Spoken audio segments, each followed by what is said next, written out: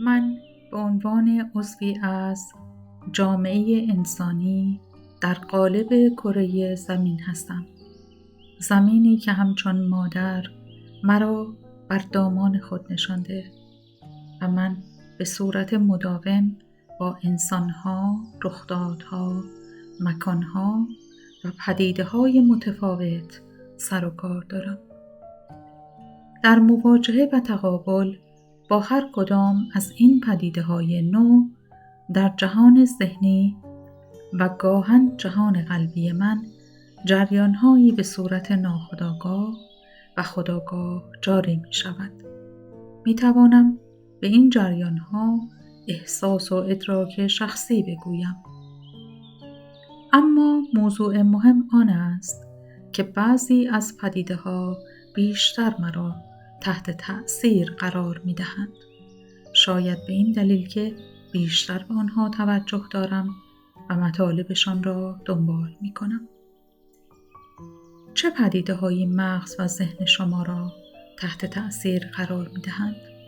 شاید شما تحت تأثیر اشخاص مهم و معروف باشید. اما من به چه فکر می کنم؟ با فراموشی و فرار از برخی موضوعات کار درست نمی شود.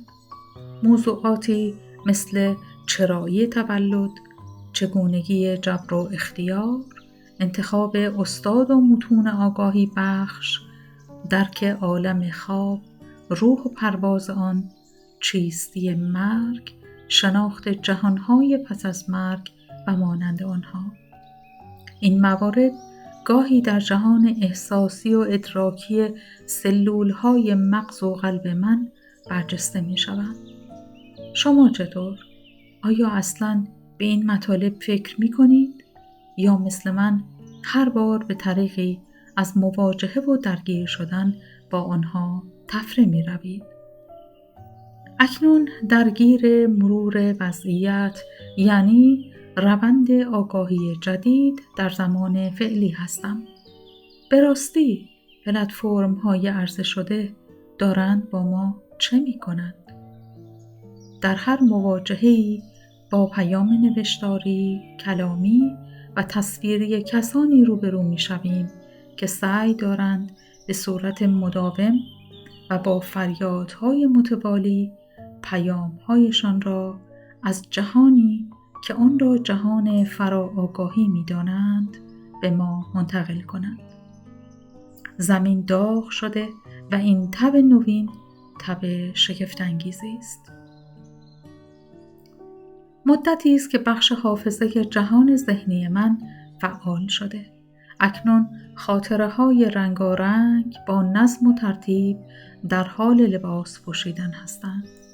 هنوز برق و حرارت چشمان درخشان دنیا را در سر سفره 7 سین سال گذشته به خاطر دارم. برقی که هم خوشحالم می کرد و هم مانند لحاف ضخیمی دور قلبم را می پوشاند و در تاریکی گنگ پرخون حفره‌های قلبم را می فشرد. مطالبی که خوانده شد از کتاب 4 پله تاریک نوشته آناهیت دشتی است. در بخش دیگری از این کتاب این گونه می‌خوانیم: دنیا پس از کمی تأمل پاسخ داد: اما صدف، تو سیستم ما کی این تضمینو میده؟ مثلا آیا همه این درمانگرا دکترای چی و چی شفای همه رو ضمانت میکنن؟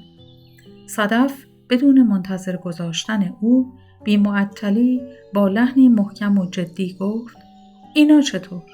هر کی که ادعای انرژی درمانگری و داشتن طب سوزنی و نمیدونم دکترای متافیزیک بکنه که نمیتونه شفاگر باشه. دنیا اعتراضش را نشان داد: اما صدف، اینا هر کی نیستن که. با سرعت کم از یک جاده فرعی خاکی گذشتیم. اتومبیل با گذشتن از سطح ناهموار راه بالا و پایین می رفت. بالاخره به فضای باز مکان مورد نظر رسیدیم. بی اختیار به یاد فیلم بازگشت مومیایی افتادم. دروازه بزرگی از میان خربارها تون خاک، سر برآورده بود. داوود شخصیت اصلی داستان درگیر زندگی کاری و خانواده کوچک خود است. او در عین بودن در یک رابطه احساسی گرم درگیر جهان ذهنی خویش نیز هست. او در آستانه سال نو است که از برنامه نوروزی خانواده‌اش مطلع می شود. داوود بی آنکه بخواهد جهت همراهی با خانواده وارد ماجرای ناخواسته می شود.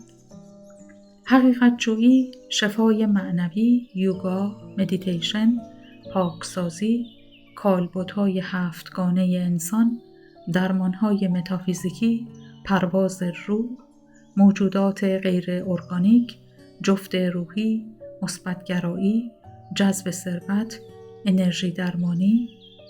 این مقوله‌های بسیار جذاب مواردی است که یکی از اعضای عزیز خانواده را به صورت غیر قابل کنترلی تحت تأثیر قرار می‌دهد. داوود نیز با همه تسلط و قوتی که در گذران زندگیش دارد، در اوضاع آشفته پیش رو و از همگسیختگی روانی نزدیک می‌شود. آیا این مرد جوان موفق خواهد شد که ثبات و آرامش را به خانواده خویش بازگرداند؟ با هم به خواندن این رمان مهیج می‌نشینیم تا سوار بر ابرهای خیال و همراه شخصیت‌های داستان به تجربه وقایع بپردازیم، بدون آنکه دچار رنج‌ها و سختی‌های بسیاری شویم که آنها متحمل شدند.